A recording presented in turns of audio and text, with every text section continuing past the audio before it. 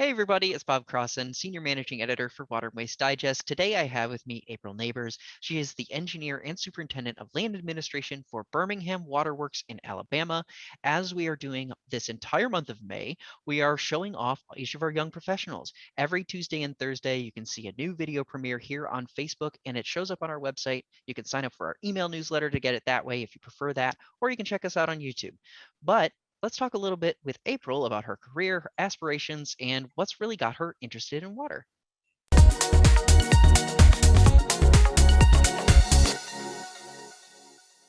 So April, thank you so much for being on the call with us today. We really appreciate you taking the time. Thank you. I appreciate y'all having me. And of course, congratulations too. I always forget to congratulate all the young pros, but congratulations on being a young pro this year. It's great to have you as one of our young pros. Thank you. It was a very exciting surprise for me. I'm delighted to hear that. So you started, according to your responses and stuff, you kind of started in a different industry. You were in the pharmacy side of things. How did you transition to water, and what kind of drove that decision? Why did you want to make that transition, and how did you end up where you are? You're right. So originally I started off in the pharmacy industry. As an undergraduate student, I studied biology and really thought I would end up in that pharmacy field, maybe as a pharmacist one day. And I worked at CVS and also at a hospital compounding medications like IV medications for cancer patients, and lots of math and science, and I loved it, but it just wasn't, I guess, outdoorsy enough for me, And so, but I enjoyed the industry, and so from that, kind of working there through undergraduate, and even when I graduated and started working on my master's degree, I was working at the hospital and just learning a lot about pharmaceuticals. And at that time, it was just a really big topic, pharmaceuticals in the water, and what's happening when we flush these drugs, and that was just a hot topic. And so what ended up happening is, as I entered into my doctorate program, I originally thought I was going to do like my dissertation work on pharmaceuticals in the water. And so I kind of, through that, kind of merged, just kind of, just it was like a natural progression to go from the pharmacy industry into water, because they were combined at that point.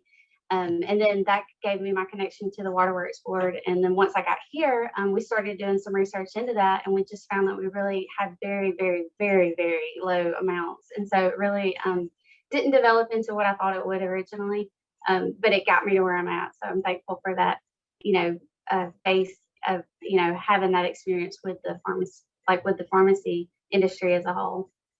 Yeah. So you're currently an engineer and a superintendent. Is that the role that you started with Birmingham Water Works Board, or did you kind of move up through some of the ranks over the course of your career so far? Right, I did. So I started off as just a research engineer, and I did that for a lot of years. I ran our pilot plant facility, which is a mobile lab, and it's basically the back end of an 18-wheeler truck, and it has every part of the water treatment process in that back end of the 18-wheeler truck. And so, and it actually has dual sides. So, and what we would do is we would test what we were testing at the, like, whatever treatment techniques and chemicals and processes we were using at the plant, we would do that on one side. And then on the other side, we could test something new, a different chemical, a different process, a different speed on our flocculators, anything you can think of, you can test it. And so I did that for several years. And that's actually where I did my dissertation research for school as well. So it was just this joint program that worked really, really well. And during that time, I actually was only a co-op student for just not even 6 months before I was full-time. It just really happened very quick and natural. But I started off as a co-op student and then moved into an engineer position. And then just this past year, moved into the superintendent position for the land administration group. And so now I'm currently not just doing environmental engineering as far as water quality and research and that type of thing. I'm also over the group who does all of our land surveys, any kind of property issues, or and not just always issues. Sometimes it's good things. Everywhere we have a tank or a pump station, or any kind of land, acquisitions. We decide to purchase land. I deal with those types of things. You name it. It's a very broad spectrum. I mean, even right now we're working on a project where we've got some dams some beavers that have built a dam, and they were backing up the water entering into one of our lakes. And so we're working with USDA right now to go through the process of, um, you know, uh, working to get rid of those beavers. I'm trying to say that because we don't want to just kill them. So they're doing some trapping and, in that whole process. So it's a very interesting job because I get a very wide range of different things I get to do on a daily basis. Yeah, yeah. What I noticed too with your survey results, you seem quite proud, and it seems rightfully so, of the pipe tapping competition elements of your work as well. Could you explain kind of what got you interested in that, how you've been able to influence those events or been a part of those events, and what that's meant to you, and why it's such an important part of your extracurricular work, so to speak? Yeah, sure. So the Birmingham Water Board has always been a very strong participant in the pop tapping competitions at AWWA every year. They're held every June at ACE. Um, and so we've always had a men's team, and I've been here 13 years, and I know originally um, they had, I want to say they had had a team since like 1988, but during all those years, and they had won the national championship over a dozen times. They've won the World Cup half a dozen times at least. And during all that time, we've never had a women's team, and a lot of that's because it is a difficult sport, and you really have to be tough and strong to be able to do it, especially one of the three positions. And so we had an interest in it, me and a few coworkers, and we wanted to, see if there would be enough interest across the company to form that four-person team. And so we just kind of started talking, to everybody around at the company and reaching out to see if they'd be interested, and held that first team meeting where we talked about what all was involved with it, and we were able to have I think we had 10 or 12 women that tried out, and so that was about. I was on the team for 6 years, and then we moved from pop tapping into Hydrant Hysteria 2 years ago. And now I just coach, and I'm on the AWWA operators committee, and that's the people who do the judging and that kind of stuff now. So I'm not actually physically on the team at this point, but I was on it for those first 6 years, and it was a lot of fun, and it was just really neat to be a part of a team that a women's team that we had never been able to have before in all those years. Yeah, that's really, really cool that you were able to help spearhead that and get that going within Birmingham Waterworks Board. Just really cool. And I've seen those events. They do look very grueling. Like It's they so look much very fun. difficult. Like, it is so much fun. It's hard to even explain. Like, it's just growing up. I was into sports. My favorite, I would say, would be softball. I love playing softball. Just that team atmosphere and being a part of a group, and the practices are just as much fun as the games. And just being a part of that team. And I've made some just incredible friendships and relationships out of that. It helped me grow as a leader. Being on that stage at the conference is a whole nother level of excitement and just adrenaline, and it's just fun. So Yeah. I've Yeah. enjoyed being a part of that. Yeah. Now, kind of pivoting a little bit to more like the personal life stuff. You are a world traveler. You've done a lot of even volunteerism from your world travels and whatnot, with submission trips and all those kinds of things. Could you describe some of your favorite memories from that, and how have those trips influenced your personal and professional careers? What type of does that give you new perspective on things that helps make your work even more meaningful than it normally is? So even as just a teenager in high school, I was very big in my church, and started doing mission trips here, just in the United States. And we did one year in Ohio, and just places you could drive to. Nothing major. And then when I was in college, that started growing into opportunities where I was able. I did a mission trip years ago where we went to Venezuela, and just started seeing some of those third world situations.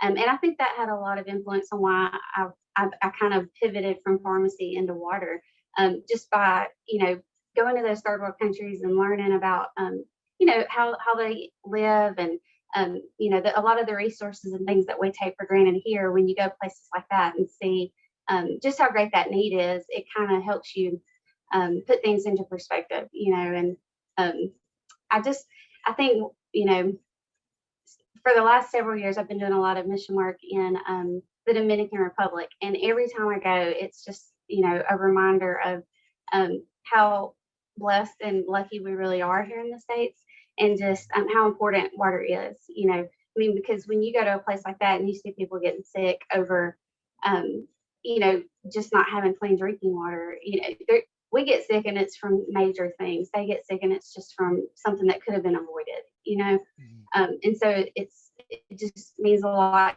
to be able to go down there and get help out. And initially we did do some testing where we were trying to work on the designs of the filters, but they were able to figure that out on their own, really. And so I didn't really have a lot of influence in that way, but I did get to do a lot of testing for them to make sure that the filters were performing like we wanted them to. And so that was pretty good. It was very exciting and very rewarding. Yeah, yeah.